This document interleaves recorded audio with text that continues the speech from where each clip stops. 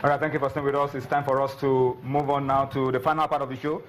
This part of Sports Tonight will be focusing on domestic football. But not just domestic football, we also have to focus on continental football because everything has to come together. Toby Adepoju has joined me now. Toby, welcome to the show. Yeah, it is my pleasure. Of course, Onye is still very much around with us. Guys, a lot to talk about, really. Before I talk about Enyimba and the loss to Zamalek in the CAF Champions League, permit me to talk about the Super Eagles of Nigeria. About this time tomorrow, the World Soccer Governing Body FIFA would have released the special rankings that will be used for the final round of draw for the 2018 World Cup. And for us, it's key. Yeah, very key, Tony. And there have been a lot of talks about the pot, the seeding. One was initially released. Yes, Egypt complained. Egypt complained that they were supposed to be in pot 1, not pot 2, and it's likely they're going to swap with Tunisia. But the bottom line is, teams want to make weaker opposition. For us, I think the preparation is very key.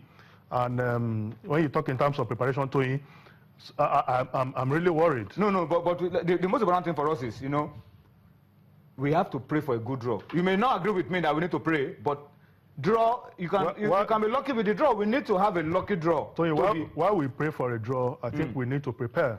That's true. Our destiny is not in our hands when we talk about draw. And when we're talking about draw, Tony, I'm worried with the way things have been moving for us. The last time Siasa came on a caretaker basis and he left, Salisu took over, and thereafter there have been talks about getting a Serbian coach. That is my worry. Serbian coach, a foreign coach. They have narrowed it to a Serbian coach. And the question, Tony, who narrowed it to Serbian coach? The NFF has not denied. The reports have they are all over the papers. That's the story that the media has been spreading around. But they have not debunked the story. Okay. In fact, the latest one is that the technical committee chairman, they are meeting tomorrow, will be going to monitor the league in Serbia. And if you are monitoring the league, monitoring the league, we are watching the expanded, Euro 2016. I'm going to allow you to talk. You have allowed me to even lose my thought now. How can you say the technical committee is going to? They are having a meeting tomorrow. Technical committee. Yep. They are having a meeting tomorrow. Maybe that meeting will give us an idea of what the next move will be. People have not debunked. Saying that the technical committee chairman is going to monitor the Serbian league, but Tony, these people have not debunked any story. And if the stories are anything to go by, if eventually the technical committee chairman goes to Serbia to monitor the league, the question is why Serbia? What is the ranking of Serbia? Monitor the leagues in Serbia. In Serbia. For what reason? I can't even remember. Can you remember any notable? They want to go. They are searching for a coach, but I think it's still ridiculous, Tony.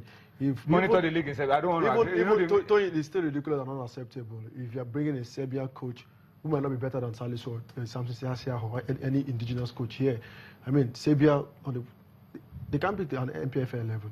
With due respect to them, but however, where is Serbia? However, is like I said on the show, I think on Monday, it is so obvious that the NFF really want to train a part of a foreign manager. Even if you are going for a foreign manager, is Serbia at 34 for the Super Eagles? I say no to it. So where is Serbia in world football? We are watching the expanded Euro 2016.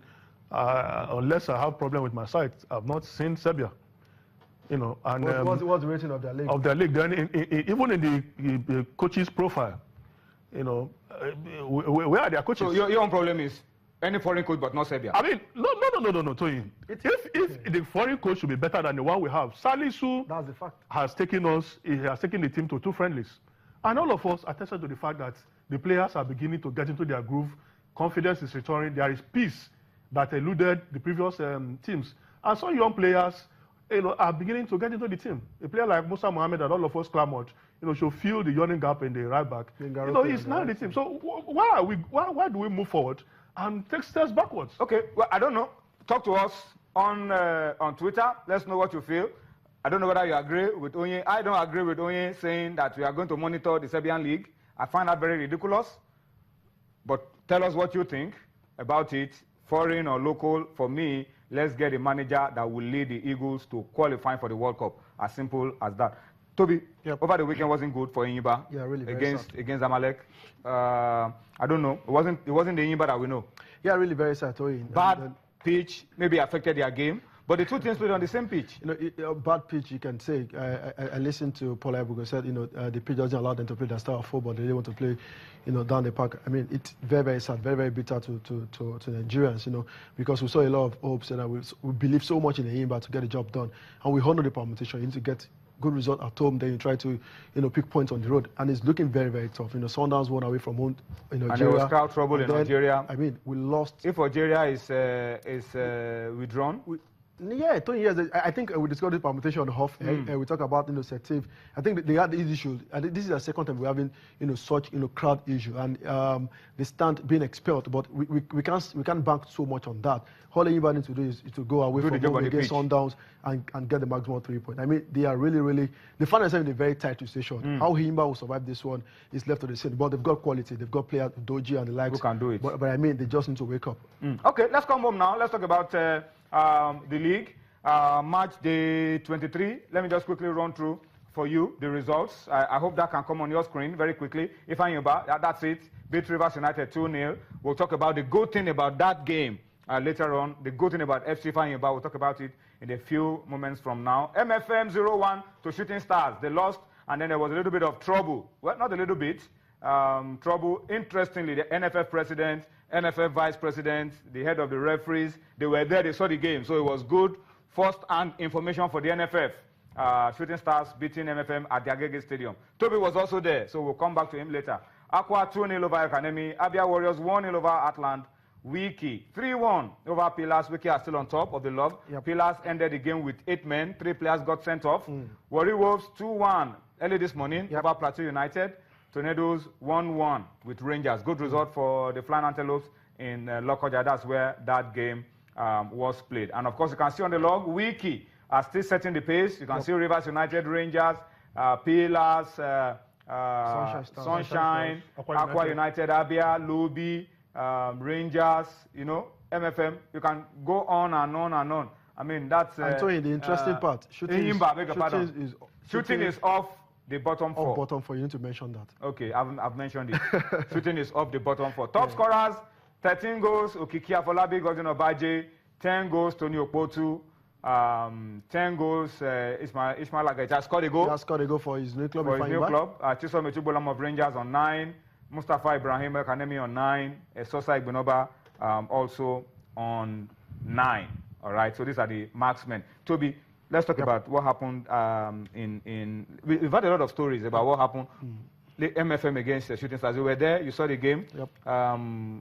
The fans of irate fans felt MFM should have a penalty. Tony, I disagree with that one.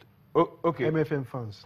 Let's accept the obvious. Irate fans. Well, maybe irate fans. I agree with your word. They felt that they should have had a penalty. The referee didn't give them. And then Shooting Stars scored from the counter attack.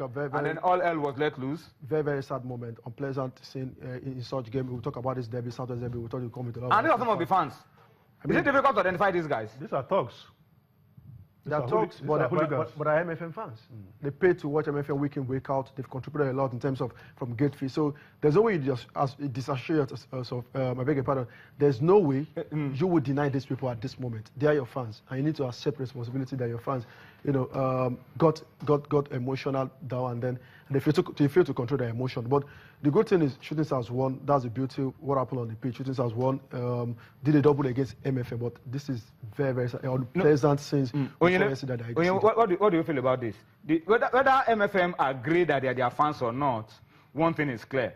They disrupted your game. Absolutely. And you're supposed to be in charge of security. Yeah. So you cannot claim you cannot absorb yourself of any blame in this one. And Lagos State FA are supposed to provide security at this game, and I'm sure MFM pay a lot for security, but the club and the FA must take responsibility for what happened in this one. From the images, Tony, you could see that the thugs outnumbered the policemen. And if all of us here have been to the Agege Stadium, there is a perimeter fence, and there's a gate in that perimeter fence where the players moving, and the officials moving into the... Should be able to move freely. They broke off from the other side.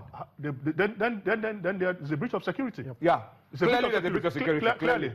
They shouldn't have allowed these hoodlums to, invade the pitch. You can see that from a long distance. See they are... Breach of security. Really, and what normally happens is that most of these policemen only focus on the VIP area.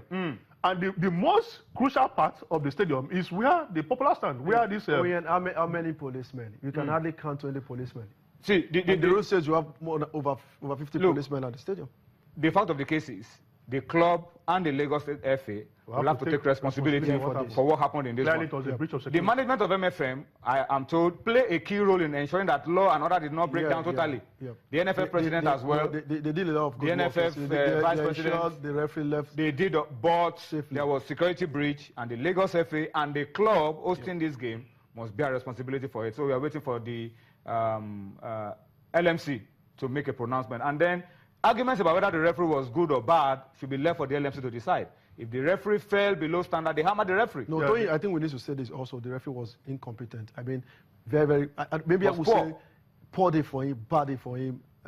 He doesn't deserve to officiate in the NPFL, honestly. Okay, let's talk about the good one. Let's go to Newi very quickly. Enyimba playing at home is something that we must applaud and commend. A lot of innovations that they are bringing to it. Beautiful girls. Onye, you said this is one of the reasons. Yeah, you go to Mr. Onye or me? This is Mr. Onye. But it's not about the girls. No, you know, Aqua United started this. It's not about the girls. It's about how the stadium is looking beautiful now, with stands all around and full to capacity. Beautiful spectacle for football. Yeah, I agree with you totally, Tony. You know, they started from the scratch. Look at this. Gradually, the edifice, the structure is, coming up, and I think it's a good one. When you have, beautiful environment for all the fans and the players to, watch good football, then coupled with the challenge that's doing, I think Inewi fans will have a lot. I'm not talking about the challenge. I'm talking about the crowd. Look at this. The challenges are also part of the crowd. The challenges are very important too. I'm talking about the crowd. The challenges attract the crowd. Yes. It makes the atmosphere very beautiful. Okay, all right. I agree with you guys. But Enyimba are coming to Ibadan this weekend, so let's hope that Ibadan can also show us what they can offer in the NPFL. But tomorrow, we didn't have time to talk about the NNL today. Tomorrow we'll talk about the NNL, the different divisions of the NNL. We'll focus on that on Sports Tonight tomorrow. But guys, I must thank you for your time. Onye and Toby, thank you for coming on the show. And also Euro 2016, looked like Wales have been in commanding lead. The last time I checked, they were 3-0 up in their game against, They were 3-0 up. And England are still struggling, playing out a draw, all right? We have to wrap it up on that note and say thank you to you for watching. We'll see you again tomorrow. Bye-bye now.